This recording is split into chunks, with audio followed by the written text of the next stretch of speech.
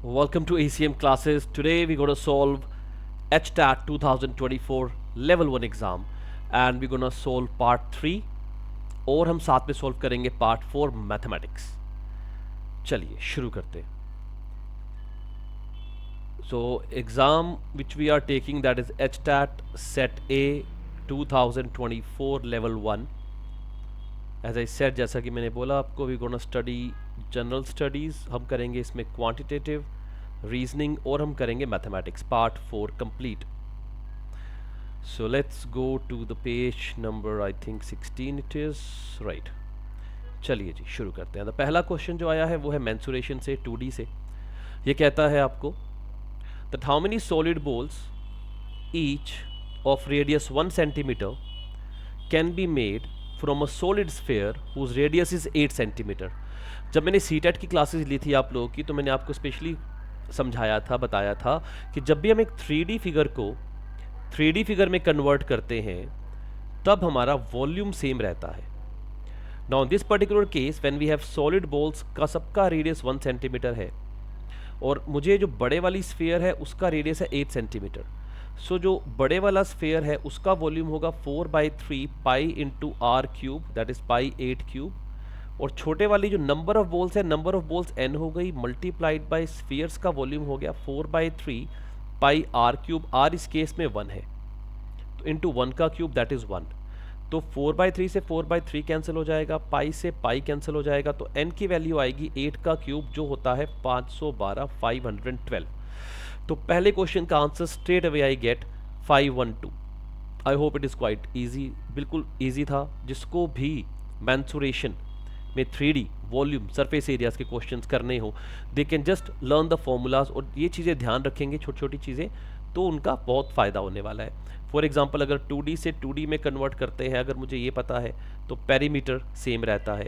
2D से 3D में convert करते हैं, 3D से 2D में कन्वर्ट करते हैं तो एरिया सेम रहता है. ये कुछ गोल्डन रूल्स हैं, ये आपको पता होने चाहिए. तो this was on the basis of 3D to 3D. Sphere एक 3D फिगर है.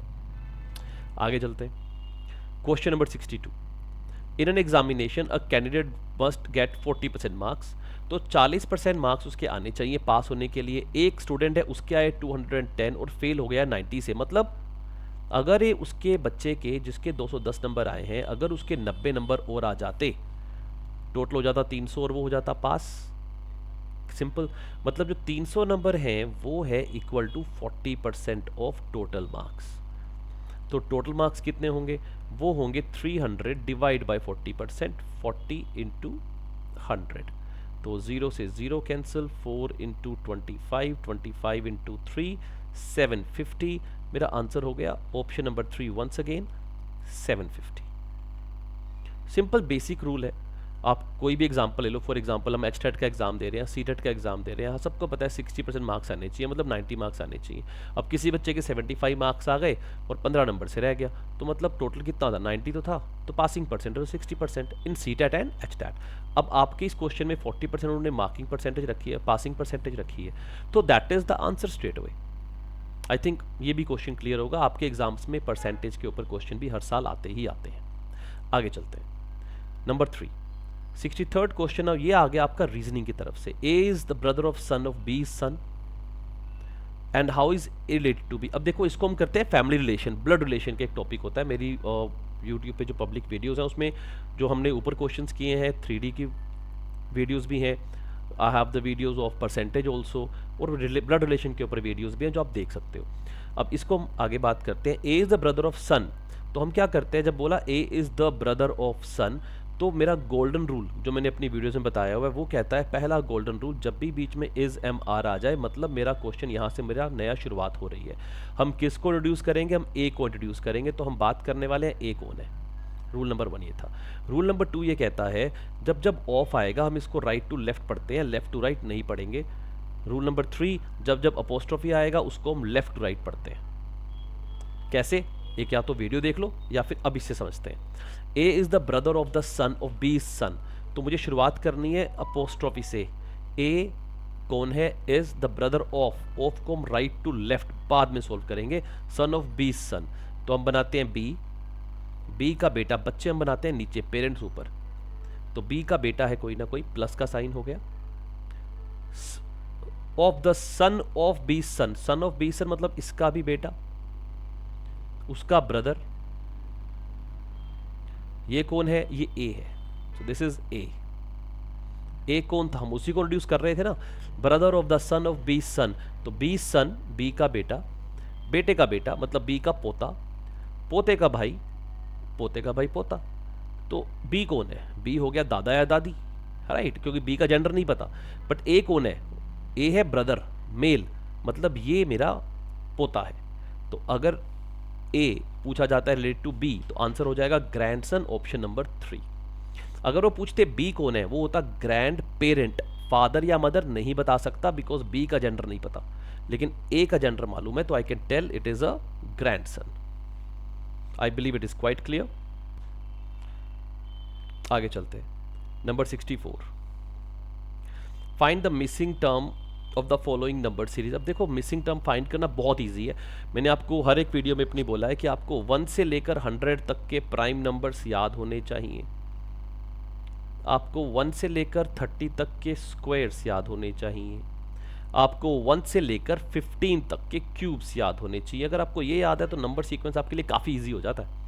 अब यहाँ पर अगर नोटिस करो, जिसको ये याद है वो देखते ही पहचान लेगा 1 क्या है, 1 का स्क्वायर 1 का क्यूब, 4 क्या है 2 का स्क्वायर है, 27 क्या है 3 का क्यूब है, 16 क्या है 4 का स्क्वायर है, 36 क्या है 6 का स्क्वायर है, 64 क्या है 8 का स्क्वायर है, 343 क्या है 7 का क्यूब है। तो कौन गायब है बीच में से, 5 गायब है, और बारी किसकी है, स्क्वायर क्यूब स्क्वायर, तो मेरे क्यूब की बारी है, 5 का क्यूब है 125, that is the answer.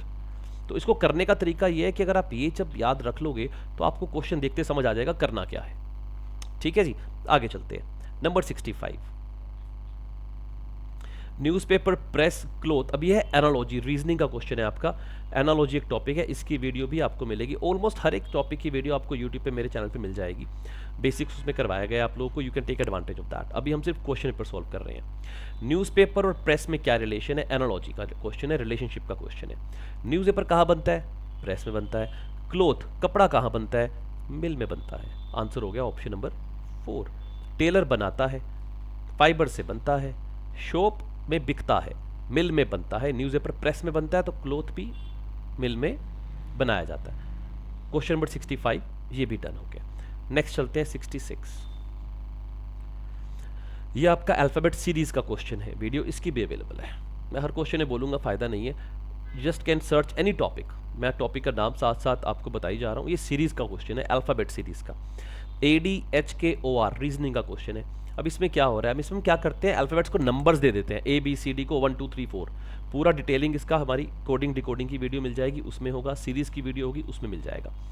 AD क्या है, अब A है 1, T है 4, H है 8, K है 11, O है 15, R है 18। तो हो क्या रहा है, 1 जब हम सेम वर्ड के अंदर सेम टर्म के अंदर जा रहे हैं तो हम सिर्फ कर रहे हैं +3, 8 + 3, 15 + 3, और जब एक टर्म से दूसरी टर्म पे जंप कर रहे हैं तो 4 + 4 8, 11 + 4 15, तो 18 + 4 हो जाएगा 22। नौ 22 होता है V, +3 होगा 25, 25 होता है Y, तो आंसर हो जाएगा VY, option number 3। Question number 66 भी डन हो गया ये लो। नेक्स्ट चलते हैं, number 67, in a code language fire is written as QHOE and move is written as ZMWE in the same code language over कैसे लिखा होगा। अब मैंने अपनी कोडिंग डिकोडिंग की वीडियो में समझाया हुआ है, तेरा 3 रूल्स, रूल 1 2 3। रूल 1 ये कहता है जब मुझसे कोई क्वेश्चन पूछा जाता है ओवर, तो क्या ओवर के अल्फाबेट्स मेरे क्वेश्चन के अंदर गिवन है क्या, मेरे क्वेश्चन में फायर को कोड किया गया है, मूव को कोड किया गया है, तो क्या ओवर के अल्फाबेट्स इसमें है, बिल्कुल है। O यहाँ पर है, V यहाँ पर है, E यहाँ पर है और R यहाँ पर है, तो मैं अपने अल्फाबेट यहाँ से उठा सकता हूँ। बट क्या कॉरस्पॉन्डिंग लगे हुए हैं, लाइन में लगे हुए हैं, सीक्वेंस में लगे हुए हैं, लेट्स चेक दैट आउट। अब दोनों ही वर्ड्स में मूव और फायर में E कॉमन है, तो फायर में जो लास्ट में E का बनाया E और इसमें भी E का बनाया E, मतलब मैं इसको डिट्टो सेम सीक्वेंस में उठा सकता हूँ। OVE मतलब MWE जो है इसमें नहीं है, इसमें नहीं है, इसमें नहीं है, this is the answer I have. R का मतलब क्या है, थर्ड पे O लिखा हुआ है, तो मेरा आंसर हो गया MWE। मेरी वीडियोस के अकॉर्डिंग जो मैं सिखाता हूँ उसके अकॉर्डिंग ये रूल नंबर 1 है, पहले रूल पे ही मेरा आंसर क्रैक हो गया। रूल 2 और 3 को देखने की जरूरत नहीं पड़ी मुझे। So if you follow the rules, मैं नहीं मानता कोडिंग डिकोडिंग का कोई भी क्वेश्चन है आप सोल्व नहीं कर सकते। अगर आपको ये 3 रूल मालूम है, कोडिंग डिकोडिंग का कोई भी क्वेश्चन हो तो हो जाएगा। आगे चलते हैं, number 68, find the odd one out. अब ओड मैन आउट फाइंड करना है जुलाई, जनवरी, नवंबर, अगस्त। सबसे बेसिक चीज़ जो होती है वो ये होती है, नंबर ऑफ डेज गिन लो। जुलाई में 31 होते हैं, जनवरी में 31 होते हैं, नवंबर में 30 होते हैं, अगस्त में 31 होते हैं। ठीक है, अब साफ समझ आ रहा है। ओड मैन क्या होता है? ओड वन टॉपिक होता है क्लासिफिकेशन का। ओड मैन डिफरेंट, सबका एक ग्रुप बना हुआ है, चारों ऑप्शंस का, पांचों ऑप्शंस का, एक उसमें बिल्कुल अलग है। अब जब चारों का एक ग्रुप बना हुआ है, पांचों का एक ग्रुप बना हुआ है और एक उसमें अलग है, तो अलग कौन हुआ? सब 31 डेज वाले, एक 30 डेज वाला है। तो मेरा आंसर हो गया नवंबर, ऑप्शन नंबर 3। क्वेश्चन नंबर 68 भी डन हो गया। नेक्स्ट चलते हैं 69, which name will come in the last in the telephone directory. अब टेलीफोन डायरेक्टरी में लास्ट में क्या आता है? अब देखो कहने का मतलब क्या है, टेलीफोन डायरेक्टरी वैसे आजकल तो कोई भी यूज नहीं करता, लेकिन टेलीफोन डायरेक्टरी क्या होती है? उसमें सब नंबर्स अल्फाबेट, नाम के अल्फाबेटिकल वाइज लिखे होते हैं। ठीक है, अब जब नाम में अल्फाबेटिकली वाइज नंबर लिखे होते हैं तो सबसे पहले क्या आएगा? ABCD चलेगा। तो करने का ढंग बहुत सिंपल है, आप सबके पहले लेटर को चेक करो, सब सेम है, मुझे बताना है लास्ट। ठीक है, तो उसके बाद A सब में कॉमन है, ये भी कट कर दो, H सब में कॉमन है, ये भी कट कर दो।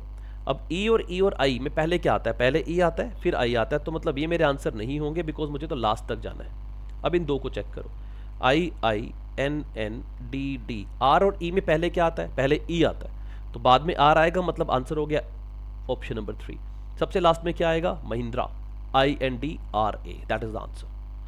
क्वाइट इजी, बहुत सिंपल, बेसिक होता है। लेवल 1 PRT के टीचर के लिए बहुत इजी लेवल होता है, मतलब कुछ कहना ही क्या, मतलब सो इजी।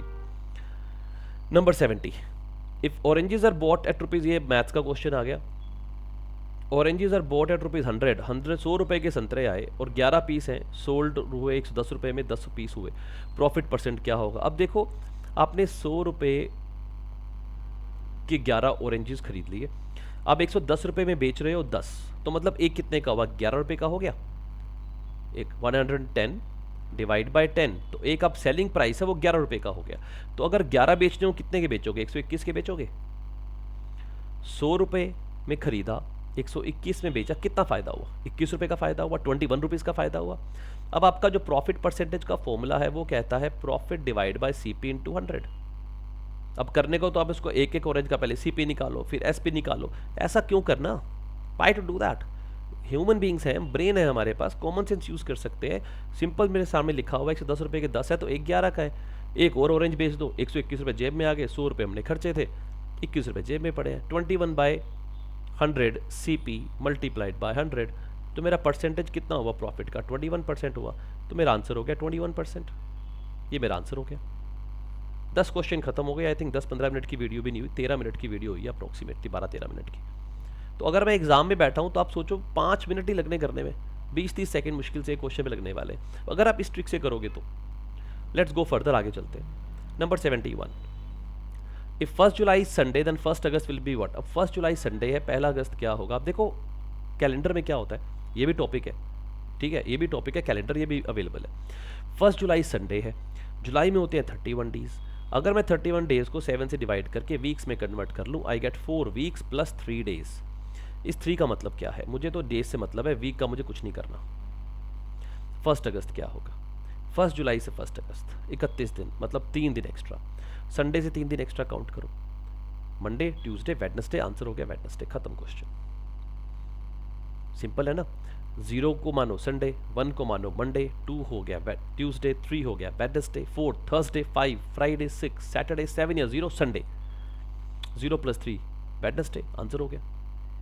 ठीक है ना? कैलेंडर का टॉपिक है, इसमें और भी अच्छे लेवल के क्वेश्चंस आते हैं, that are available in the examples in my video, but ये बेसिक है, बहुत बेसिक है।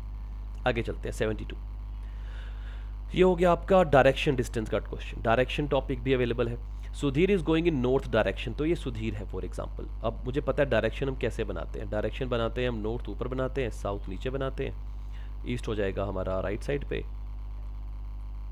और वेस्ट हो जाएगा हमारा लेफ्ट साइड पे। अब मुझे जाना है नॉर्थ डायरेक्शन में, मैं जा रहा हूँ, तो ये सुधीर है। सुधीर को भेजा हमने नॉर्थ में, ही टर्न्स राइट, तो वो राइट मुड़ गया, देन अगेन राइट, फिर दोबारा राइट मुड़ गया। अब वो जाता है लेफ्ट, अब वो लेफ्ट मुड़ गया, अब वो किस डायरेक्शन में जा रहा है, ये एरो मुझे बताता है वो किस डायरेक्शन में जा रहा है। एरो किस तरफ जा रहा है, this arrow is going towards east, तो मेरा आंसर हो गया ईस्ट की तरफ जा रहा है। अब इसको यहाँ से मत देखना प्लीज़, है ना, क्योंकि मुझे डिस्टेंस नहीं पता, मुझे डिस्टेंस नहीं मालूम, और उसने क्वेश्चन भी नहीं पूछा डायरेक्शन का। अगर क्वेश्चन का डायरेक्शन कौन सी है तो मुझे सोचना पड़ता, फिर मुझे प्लस का यूज़ करना पड़ता। अब मैं क्या बोल रहा हूँ, डायरेक्शन डिस्टेंस, ये दो अलग अलग कंसेप्ट होते हैं। फेस एक तीसरा कंसेप्ट है। ये क्वेश्चन फेस के ऊपर था, in which direction is he now, तो एरो मुझे बताता है मेरा फेस किस तरफ है। इसकी भी डिटेलिंग आपको वीडियो मिल सकती है, ढूंढ सकते हो डायरेक्शन डिस्टेंस हमारी चैनल के ऊपर। आगे चलते हैं 73rd, the least number which is exactly divisible by 9, 12, 28 and 30। Least divisible number मतलब LCM, lowest common multiple.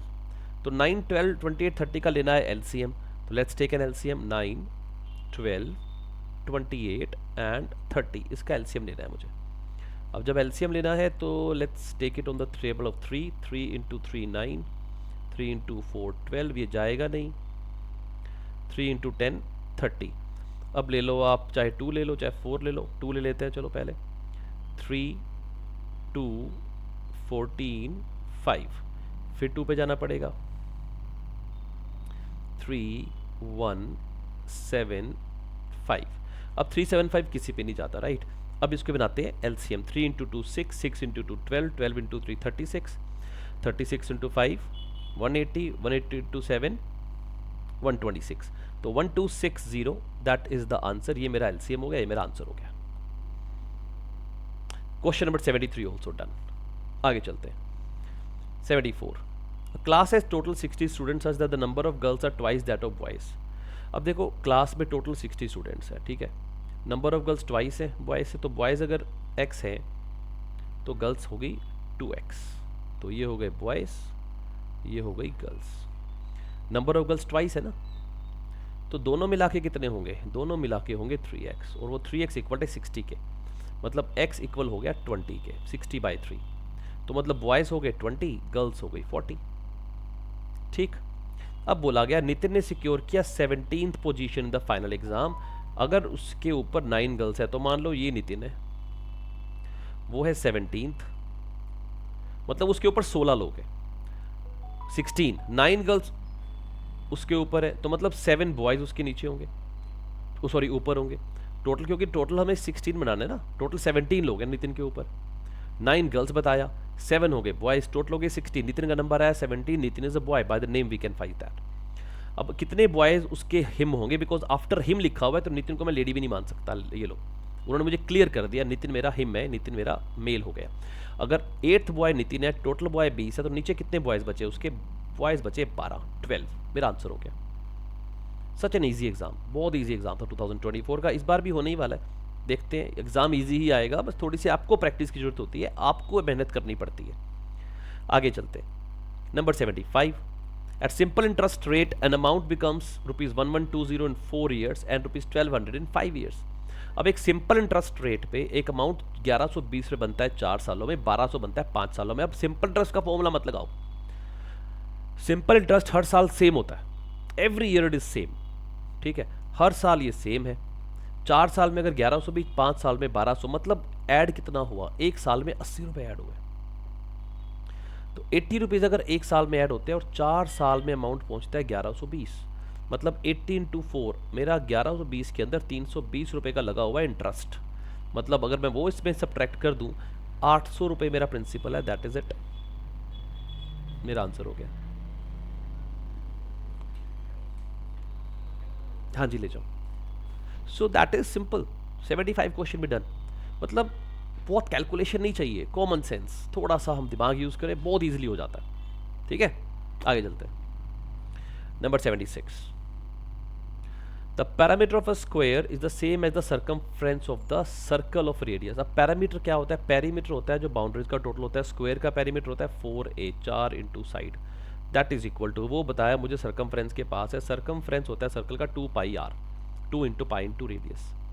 Radius मुझे पता है 24.5 है, साइड ऑफ द स्क्वायर भी निकालनी है, तो साइड कितनी होगी, a is equal to a is equal to 2/4 into pi, pi की वैल्यू होती है 22/7 multiply by r which is 24.5, तो 7 इंटू 321 3.5, तो ये हो गया 2, ये हो गया 11 into 3.5 is 11 into 5 55, 5 remainder 33 and 5 38, तो आंसर हो गया 38.5 centimetre, that is the value of A.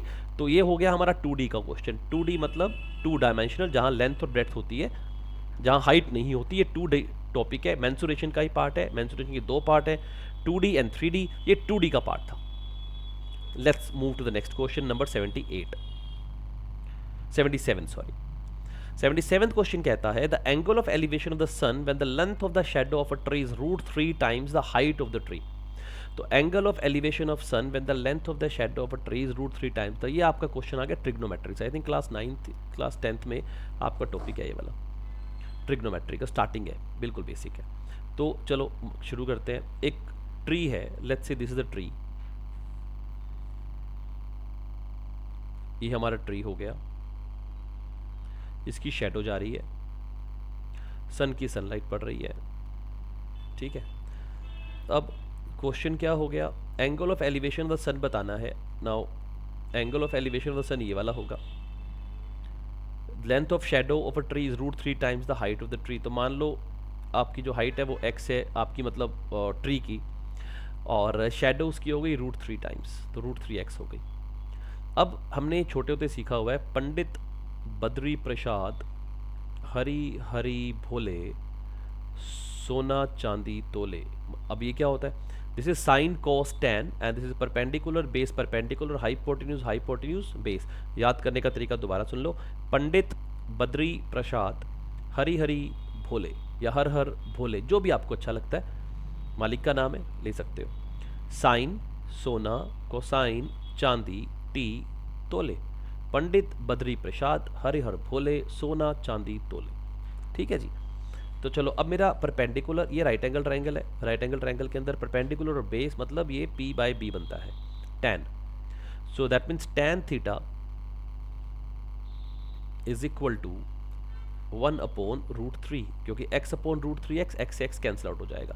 Now tan theta की वैल्यू 1/√3 कब होती है, ये वैल्यू होती है tan 30 के ऊपर। अभी आपको पता होना चाहिए टेबल, ट्रिग्नो का टेबल तो पता ही होगा ना, नहीं पता, चलो थोड़ा सा बता देता हूँ।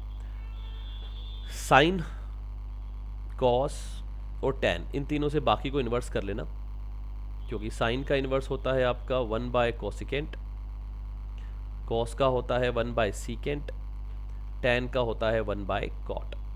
नाउ साइन का फॉर्मूला क्या होता है, at 0 degree 30 degree 45 degree 60 degree और 90 डिग्री पे साइन होता है 0/4 square root 1/4 square root 2/4 square root 3/4 square root 4/4। तो ये साइन 0 डिग्री होता है 0, साइन 30 डिग्री होता है 1/2, साइन 45 होगा 1/√2, 60 होगा √3/2 और 90 होगा 1। जब कॉस की बारी करते हैं तो रिवर्स चलते हैं हम लोग, 1 √3/2 1/√2 1/2 एंड 0। जब tan होता है साइन अपॉन कॉस, ये आप लोग ट्रिग्नो में करोगे, आपके क्वेश्चन पता होना चाहिए आपको।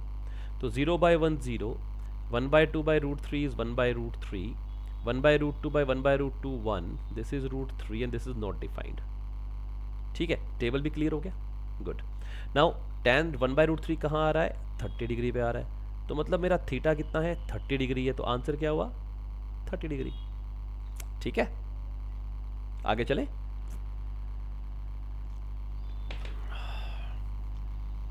Let's move further. Number 78, a number 351 is divided into two parts in the ratio 2:7, the smaller part क्या होगा। अब देखो 351 को आपको डिवाइड करना है 2 and 7 में, तो मतलब कितना हो गया 2x and 7x, मतलब 9x that is equal to 351। तो x कितना हो गया 351/9, ये कितना हो गया 9 × 3 27 एंड 9 × 9 81। तो x की वैल्यू 39, तो वैल्यू हो गई 39 × 2 78। मुझे स्मॉलर बताना है तो उसको छोड़ दो, आंसर हो गया 78, ठीक, इजी। चलो जी आगे चलते हैं। नंबर 79, tan थीटा पे क्वेश्चन भी आ गया, ये लो जी। नाउ tan थीटा होता है p/q as per the question we have. हमें निकालना है p sine theta minus Q cos theta divide by p sine theta plus Q cos theta. अब उन्होंने टैन थीटा गिवन है, एक तो आप ऊपर वाले तरीके से कर सकते हो, p पंडित बद्री प्रसाद हरिहरी बोले तो p हमारा परपेंडिकुलर, q हमारा बेस हो जाएगा। हम इससे भी कर सकते हैं, एक तरीका तो वही है, तो साइन हो जाएगा h निकाल लो, ठीक है। स्क्वायर रूट वगैरह में थोड़ा सा आ जाएगा तो थोड़ा सा क्लमजी हो जाएगा, उसको छोड़ते हैं, सिंपल करते हैं। टैन थीटा की वैल्यू पता है ना, साइन थीटा में अगर मैं ऊपर नीचे दोनों तरफ divide by cos theta divide by cos theta कर दूं, कुछ फर्क तो नहीं पड़ने वाला, नहीं पड़ेगा ना, तो मैं नहीं करता, नहीं मैं करता हूँ सॉरी, तो फर्क नहीं पड़ेगा तो उसको करते हैं। Now p sine theta by cos theta हो जाएगा p tan theta minus q cos theta by q cos theta हो जाएगा q divide by p sine theta by cos theta again p tan theta बीच में plus q। Tan theta की value put कर दो p by q, you will get p square by q minus q by p square by q plus q. Now take an LCM. यहाँ आप इसका LCM ले लो, q q cut जाएगा, ये हो जाएगा आपका p square minus q square divide by q LCM, और ये हो जाएगा p square plus q square divide by Q LCM. Q से क्यू कैंसिल हुआ, आंसर आ गया P square minus Q square by P square plus Q square. So this should be the answer, option number 2। Next question, question number 80। ना question number 80 क्या कहता है, the curved surface of cylindrical pillar. देखो mensuration का third question आ गया 20 क्वेश्चन के अंदर अंदर, तो mensuration is a very important topic, 2D और 3D को ध्यान से कर लो। The curved surface area of a cylindrical pillar, curved surface area होता है 2 पाई आर एच, वो गिवन है 264 है। वॉल्यूम का फॉर्मूला होता है पाई आर स्क्वायर एच, ये गिवन है 924 मीटर क्यूब। डायमीटर बताना है। अब दो चीज़ें गिवन है, कंपेयर की जा सकती, तो let's compare it. Pi r square h जो ज़्यादा है ऊपर लिख लेते हैं, divide by 2 pi r h, इनको कंपेयर करते हैं। ये हो गया 924 डिवाइड बाय 264, ठीक है जी। एच से एच कैंसिल, पाई से पाई कैंसिल, एक आर से एक आर कैंसिल, इस 2 को यहाँ भी कैंसिल कर दो, 132। तो आर की वैल्यू आ जाएगी आपकी, अगर इसको हम कैंसिल आउट करें 6 के टेबल पे जाएगा, 6 पे जाएगा, 6 इंटू 2, 6 इंटू 2, दिस इज 11 पे भी चला जाता है वैसे तो 6 इंटू 1 5 4, अब 11 पे चला जाता है, 11 इंटू 2 11 इंटू 1 4, तो आर हो गया मेरा 7। तो आर हो गया 7, पूछा है डायमीटर 7 का double 14, that is the answer, ठीक है जी। तो आप देखो हमने अप्रॉक्सीमेटली 25 टू 26 मिनट्स लगाए होंगे मुझे लगता है, और मैंने आपको सारे क्वेश्चन समझाए हैं। तो जब बंदा समझाता है ना तो टाइम लगता है, डबल लगता है, डबल से भी ज़्यादा लगता है कई बार, जैसे टेबल बतानी पड़ गई मुझे आपको। तो अगर एग्जाम में आप बैठे और इस तरह से करने वाले हो क्वेश्चंस को, तो आप समझो आपको 10 मिनट लगने हैं ये 20 क्वेश्चन करने में, 10 से 12-13 मिनट, आप कितना टाइम बचा लेते हो, है ना। तो कोशिश करो, पेपर निकल जाएगा, कोई टफ नहीं है, ये 20 क्वेश्चन तो आपके हाथ में है। अब इसके आगे है जीके, अब जीके हर साल चेंज होती है, ठीक है ना। तो इसको आप आई डोंट थिंक इसको मुझे समझाना है, जीके समझाने वाली चीज़ नहीं है यार, जीके इज़ नथिंग अबाउट समझाना, जीके इज अबाउट निमोनिक्स होते हैं, या फिर आपको याद करना होता है, लर्न करना होता है। So this I am not doing because of course I am maths and reasoning teacher, तो मुझे जीके वगैरह में इंटरेस्ट भी नहीं है। अब इसके बाद शुरू है हमारा part 4 mathematics. Now there are 30 question on this, अब already we are into 30th minute of the video, तो अगर मैं इसको बनाता हूँ तो आपकी हाफ एन आवर और 1 घंटे की वीडियो और आगे चली जाएगी। सो आई नीड योर ओपिनियन, पहले तो बात कि क्या हम इसको अलग वीडियो में बनाएं, अलग वीडियो में ही बना लेते हैं मुझे लगता है, क्योंकि आप ये देखो कि हर एक बच्चे का जो PRT वाल होने वाला है वो मैथमेटिक्स का पेपर तो आने ही वाला है ना, तो थोड़ा सा इसको अलग वीडियो में बनाते हैं आपको, ताकि 2 वीडियोस में आराम से आप लोग इसको समझ लोगे। डाइजेस्ट कर लो पहले, जो पिछले वाली वीडियो भी हम डाल रहे हैं। अब इससे अगली वीडियो में इसका हम पार्ट 4 करेंगे, विच इज़ मैथमेटिक्स। 30 क्वेश्चन है, will try to cover in 30 minutes only, 30 minute लगाएंगे, कोशिश करेंगे। समझाऊंगा तो ऑफकोर्स 40-45 मिनट हो जाएगा। तो let's see you the next time. So do subscribe us, like, comment, because that motivates and thank you so much for your appreciation during the CTET live class and also जब हमने CTET के मुझे बाद में comments पढ़े तब some of them students have commented कि they really got lot of help, तो अच्छा लगा, थैंक यू सो मच।